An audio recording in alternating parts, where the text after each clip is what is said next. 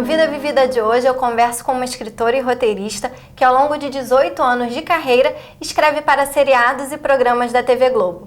Além disso, ela também colaborou para vários roteiros do cinema nacional e é apaixonada pelo que faz. E tem mais, ela teve 13 livros publicados e entre seus maiores sucessos estão O Romance à Máquina e Mania de Explicação. E não para por aí. A nossa convidada sabe como ninguém transformar sentimentos e emoções em palavras. Eu converso hoje com uma especialista na arte de escrever diálogos, Adriana Falcão. Adriana, muito obrigada por ter vindo. Obrigada eu de estar aqui. Adriana, de onde vem tanta paixão por escrever? Eu acho que vem de família. O meu avô, por parte de mãe, era escritor, gaúcho, contemporâneo do Érico Veríssimo.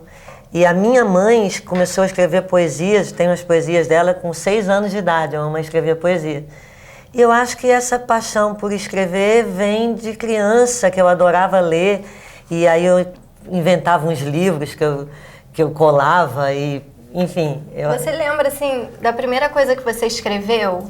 Lembro. Eu tinha, sei lá, 5 anos, uma coisa assim. Eu aprendi a escrever, a ler e escrever muito cedo. E eu escrevi um livro policial. E aí eu me lembro que eu desenhava, aí tinha um homem com um revólver, assim, matando o outro. Era uma coisa bem de criança. Eu acho que porque nessa época as minhas irmãs liam muito Agatha Christie, uns romances policiais, umas coisas assim. Você tem quantas irmãs? Nós somos 3. Eu sou a mais nova de 3 irmãs. Então você era influenciada por elas, assim, nas leituras. Muito, o que você gostava de ler? Olha só, na minha época, Monteiro Lobato era, assim, toda criança lia Monteiro Lobato, né? E eu comecei a ler Monteiro Lobato desde muito pequena. Minhas irmãs começaram depois a ler uns romances da época, Condessa de Seguir, não sei o quê, as coisas que, assim... E eu me apaixonei por Fernando Sabino. Eu ganhei um livro, não sei, encontrei um livro de crônicas do Fernando Sabino, e comecei a ler, e eu me lembro demais, era A Inglesa Deslumbrada, era um apanhado assim de crônicas. E aí eu me apaixonei por aquilo, e aí minha mãe começou a comprar outros livros, e aí eu descobri, porque o gênero crônica, ele é muito especial, porque é muito curtinho, né? Então, para criança, ele contava uma história inteira, ou falava sobre um sentimento, sobre uma coisa, em muito pouco tempo. E aí eu devorava aqueles livros do Fernando Sabino, e Tintim. Tintim era uma coisa assim, da parte da infância que não tem nada a ver com literatura mesmo, assim.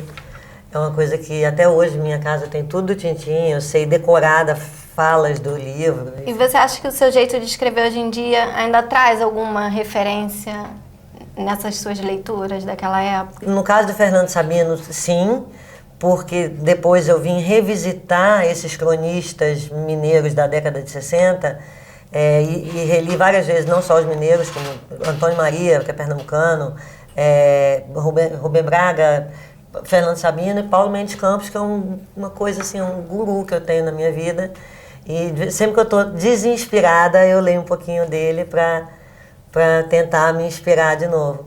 Então, eu acho que essa coisa com a crônica, que é uma coisa também da síntese. Adriana, e você é carioca, mas foi criada no Recife. Isso até confunde muita gente. Isso. Com quantos anos você foi para o Recife? Eu fui para Recife com 11 anos. Meu pai foi chamado para trabalhar lá. A gente fez um drama, eu e as minhas irmãs. A gente vai para o fim do mundo. Porque a gente, assim, carioca, imagina isso, na década de 70, do Leblon, acha que o Nordeste, né, assim, tem um preconceito enorme. Você vai levar a gente para Sergipe, aí ele dizia, não é Sergipe, é Recife. E a gente dizia, tanto faz, Sergipe. Gente, eu fui com muito preconceito. E quando chegou lá, eu me apaixonei por aquele lugar. Porque realmente é um lugar de uma gente muito especial e que acho que muito do que eu tenho de humor vem acho que alguma coisa de família, minha mãe era muito engraçada, minhas irmãs também, mas o pernambucano é muito engraçado. Ele tem uma maneira de pensar, uma maneira de ver as coisas muito legal. Então, assim, suas maiores lembranças daquela época, você pode dizer que é o humor? Uma maneira diferente de ver as coisas, que eu descobri lá aos 11 anos, quando eu cheguei lá, que assim, realmente Recife ainda era uma cidade muito tranquila, que tinha muitos terrenos baldios, muitas ruas sem asfalto, e, enfim, para mim era quase roça, era quase um mato. Para mim que estava saindo da cidade grande. Mas lá eu descobri nas pessoas um jeito de ver as coisas muito especial, que eu acho que é diferente desse jeito que a gente vê aqui, como se o mundo, né, aqui no Brasil, assim, a vida é Rio e São Paulo, né, o mundo é Rio e São Paulo.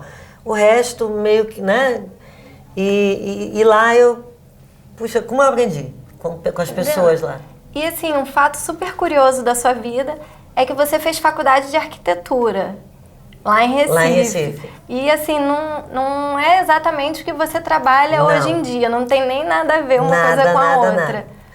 Foi o seguinte, eu me casei a primeira vez com 17 anos com uma professora de matemática.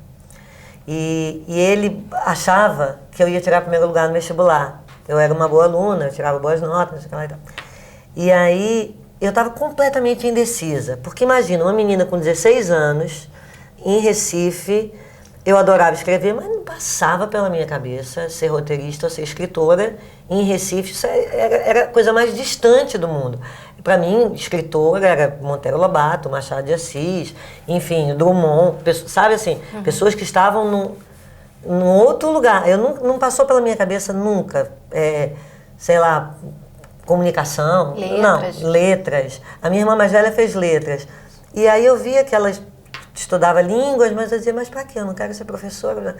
Aí o meu namorado na época, meu primeiro marido, ele cismou que eu ia passar no primeiro lugar no vestibular, e na época o curso mais concorrido era arquitetura. E aí ele sugeriu, por que você não faz arquitetura? Porque aí se eu passasse em primeiro lugar, ia ser uma coisa... notícia local, primeiro lugar no vestibular para arquitetura.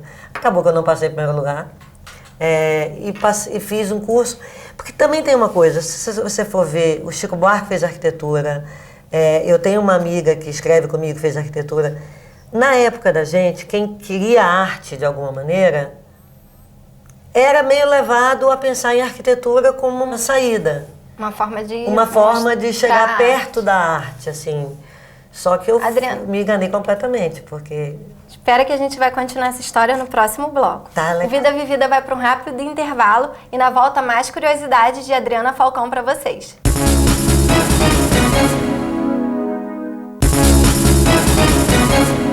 De volta com Vida Vivida, conversando hoje com a escritora e roteirista Adriana Falcão. Adriana, a gente terminou o bloco falando por que você foi fazer faculdade de arquitetura. Mas eu já vou emendar com uma pergunta. Foi na faculdade de arquitetura que você conheceu o João Falcão, não foi? Foi na fila da matrícula, no primeiro dia. Então espera, que não é você que vai contar essa história.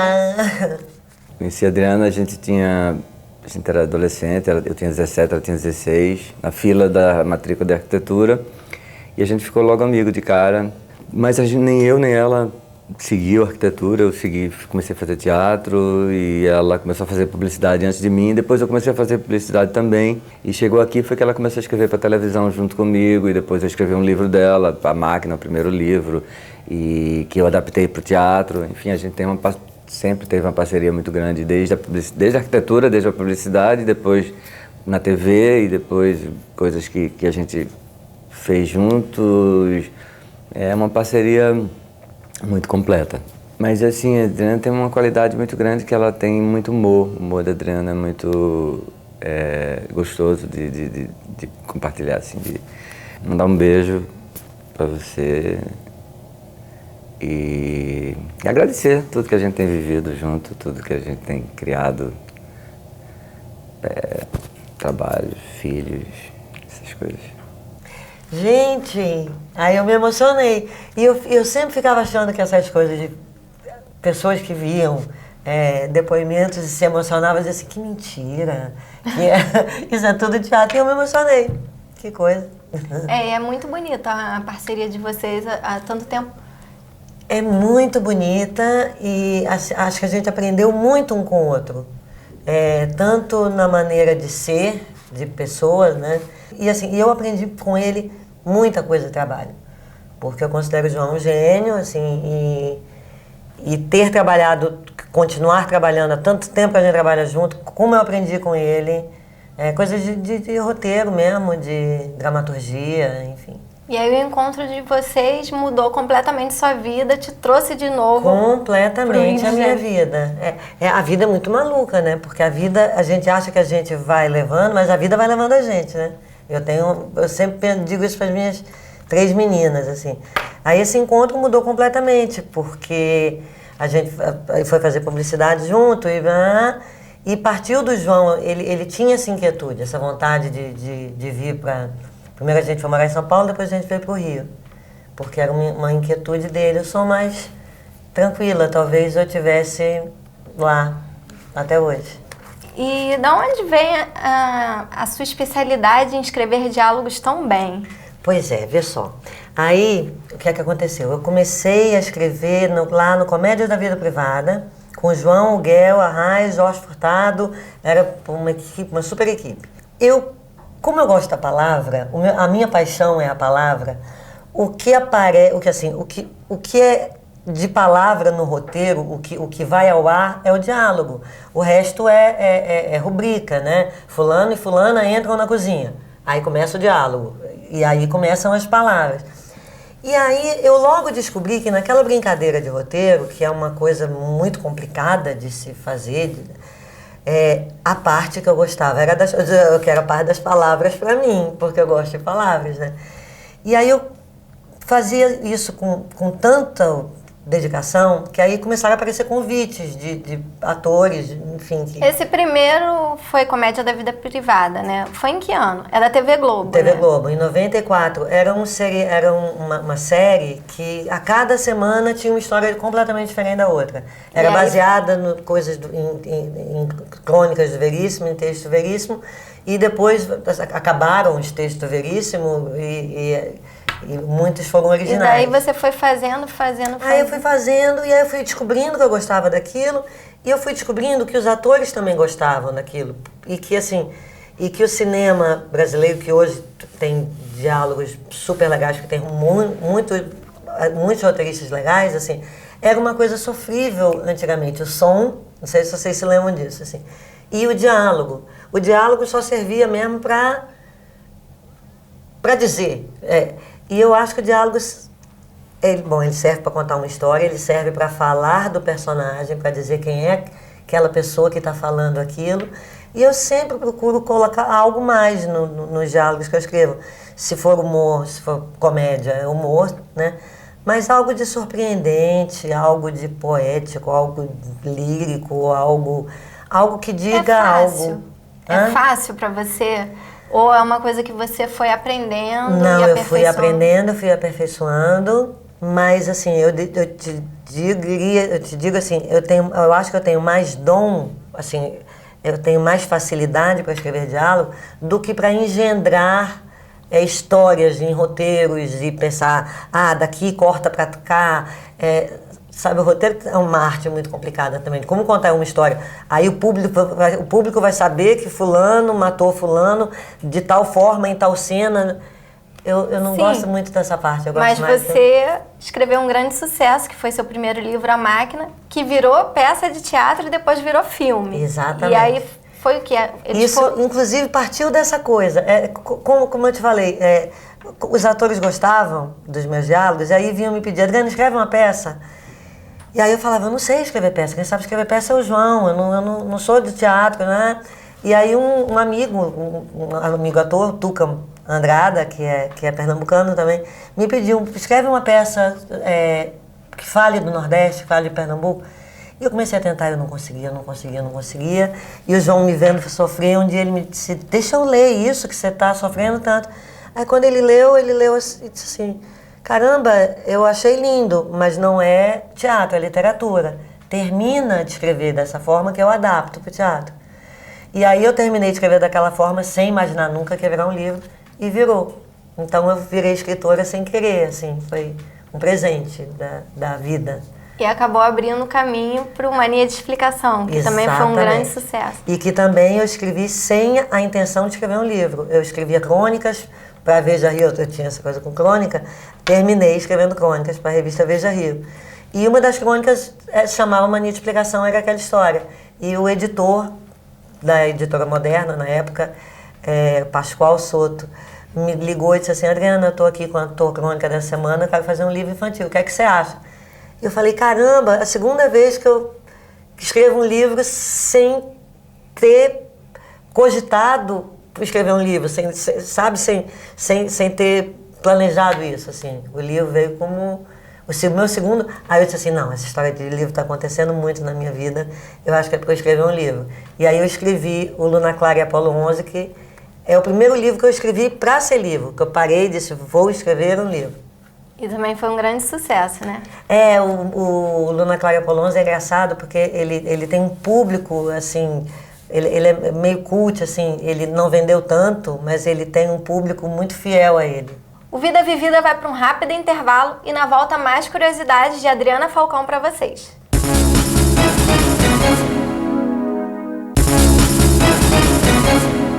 Estamos de volta com o terceiro e último bloco, infelizmente, Adriana. Mas assim, eu quero falar sobre o seu dia a dia.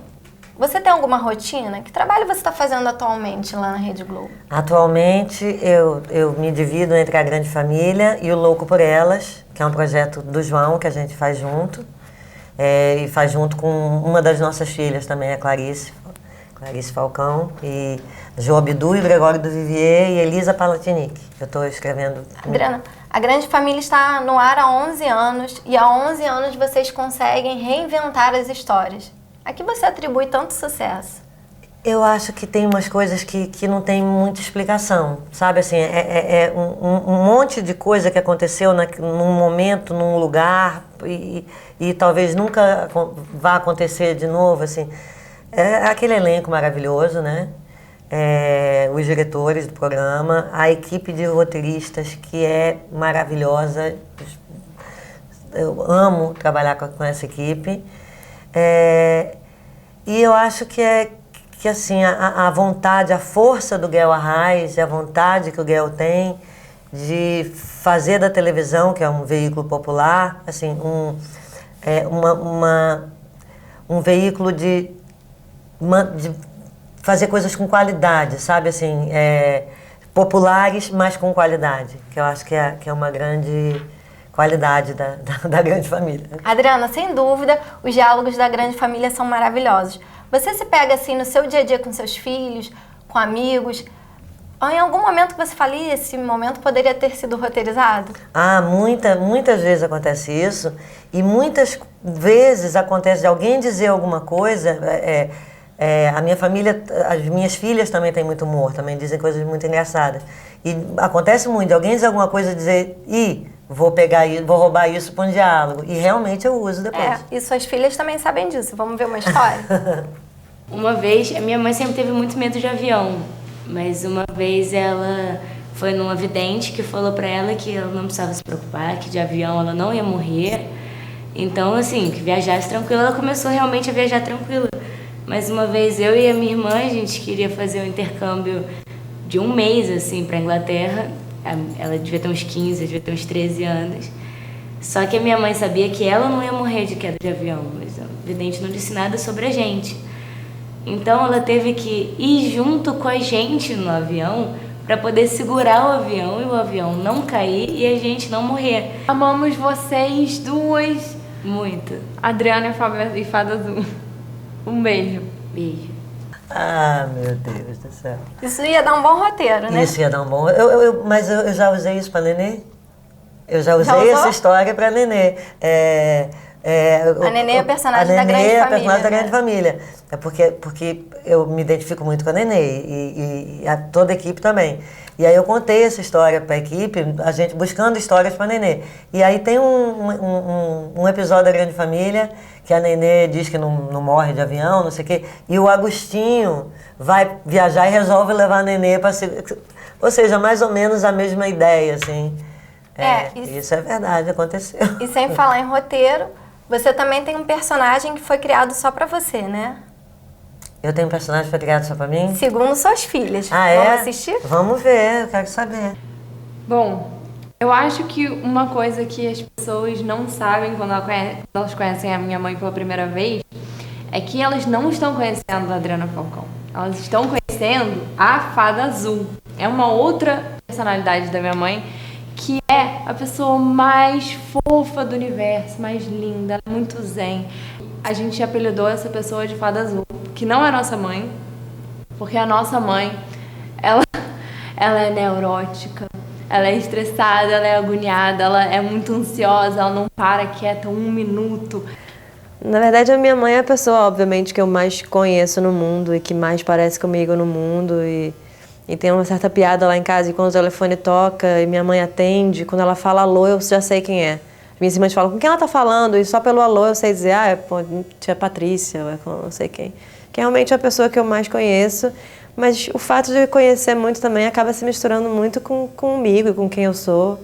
Então fica um pouquinho difícil fazer um elogio para ela sem de alguma maneira esse elogio ser para mim também. E também fica um pouco difícil falar um defeito porque eu não vou falar para vocês. Então é mais ou menos isso, é muito misturado. As meninas estão tentando roubar a história da Fada Azul só porque é uma história boa, mas na verdade fui eu que inventei a Fada Azul, um personagem meu. Elas só querem se aproveitar um pouquinho do crédito. Mãe, beijo muito grande. Ah, meu Deus do céu. Realmente, quem inventou a Fada Azul foi a Tatiana e as meninas se apostaram da história. Mas elas são dramaturgas, essas meninas. Elas inventam histórias também, né? Então, a Fada Azul, na verdade, é um personagem que elas inventaram para mim, porque é óbvio que quando quando a gente está em sociedade e tal, eu sempre procuro ser muito gentil com as pessoas, porque eu acho que gentileza é uma obrigação, né? E quando não tem gente de fora em casa, aí realmente eu sou muito controladora, e eu tenho essa coisa, eu fui para segurar o avião, né? Eu vejo um papel no chão, eu que tenho que pegar, então elas têm toda a razão. Adriana, e tá faltando filho aí, não tá? A família acho que não tá completa não, né? A família não tá completa não, falta o meu filho, o único homem. Vamos ver. Adriana Falcão, minha segunda mãe, minha mãe artística, cultural. Resolvi aqui aproveitar essa homenagem a você para fazer alguns agradecimentos. Te agradecer por você ter, ali no comecinho das nossas carreiras, me dado aquela força. Me lembro muito bem quando você conseguiu uma bolsa de estudos no Colégio de Curso Especial. E, enfim, a partir dali, né, a nossa grande parceria, os comerciais de TV que fizemos juntos, depois a adoção propriamente dita, né, que foi você ter me acolhido na sua casa, uma vez que eu morava muito longe, lá no subúrbio de Olinda, que já é uma cidade que é periférica, né, na Grande Recife. Obrigado por ter me acolhido na sua família e continuado nela, né? Porque depois você casou com o João e me convidou, e ambos me convidaram, né, para ir morar com vocês até o nascimento de Clarice, que hoje em dia é uma mulher muito bem sucedida. Quer dizer, muitos anos, né, de convivência, muito amor, e é assim uma honra incomensurável poder ter você na minha vida, poder ter compartilhado todos esses momentos. Tô também querendo aquele quadro que você me prometeu, eu não esqueci. Te amo. Oh, meu Deus do céu, como a gente se emociona, né? Com essas coisas de amor, de sentimento, né? O Bruno, para mim, é um filho, assim, eu acho que a gente vai juntando poucas pessoas na vida, assim. Eu tenho algumas, poucas, assim, e o Bruno é uma das poucas, mas é filho. É igual a filho, assim, eu me preocupo com ele, eu penso nele, eu rezo para ele como para as meninas. Adriana, e para finalizar, eu gostaria de saber de você o que você aprendeu com a vida que nunca mais esqueceu, que vai levar para sempre. que eu acho que não tem como não levar. Na verdade, tem duas coisas. Tem essa coisa do humor, que é a leveza de enxergar, porque às vezes a vida é cruel, às vezes a vida é difícil, então quando você leva as coisas com humor. E o amor, porque aí eu acho que sem o amor não vai chegar no humor nunca, porque vai vir a raiva, vai vir a mágoa e vai vir o ressentimento, e você nunca vai conseguir transformar aquilo, sabe, assim, uma perda, enfim. Adriana, infelizmente a entrevista chegou ao fim. Eu adorei muito. A sua história é muito, muito linda. Muito obrigada por ter vindo, tá? Ai, muito obrigada a você. Muito obrigada a vocês. Eu que agradeço. E o Vida Vivida de hoje conversou com a escritora e roteirista Adriana Falcão. Se você tiver alguma sugestão para mandar para o nosso programa, envie um e-mail para tvuniversidadeconc@gmail.com. E se você quiser rever os nossos programas, acesse o site www.universidadeconc.edu.br. Tchau e até o próximo Vida Vivida!